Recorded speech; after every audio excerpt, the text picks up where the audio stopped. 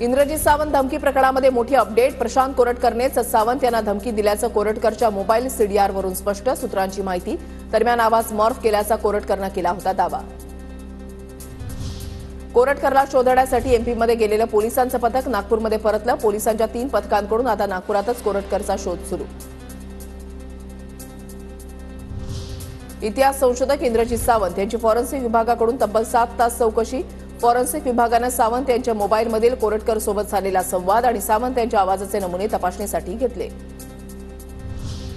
प्रशांत कोरटकर विरोधात नागपुरात शिवप्रेमींकडून स्वाक्षरी अभियान सुरू. नागपुरात महापुरुषांचा अवमान करणाऱ्यांसाठी कठोर कायदा करण्याची मागणी.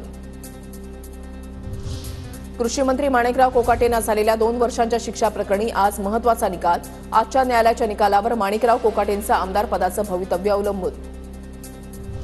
मंत्री माणिकराव कोकाटेंनी त्यांचे गुन्हे न्यायालयासमोर लपवले. शरद शिंदेंकडून कोकाटेंच्या विरोधात हरकत याचिका दाखल. यापूर्वी देखील तुकाराम दिघोळे यांच्या कन्येकडूनही शिक्षेला स्थगिती देऊ नये अशी याचिका.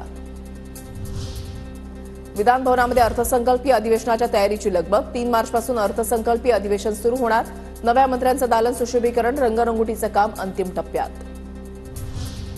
महिलांसाठी कॅन्सरच्या लसीबाबत सकारात्मक विचार सुरू. अजित पवारांचं वक्तव्य. तर शहरासह ग्रामीण भागामध्ये कॅन्सरचं वाढतं प्रमाण हा चिंतेचा विषय.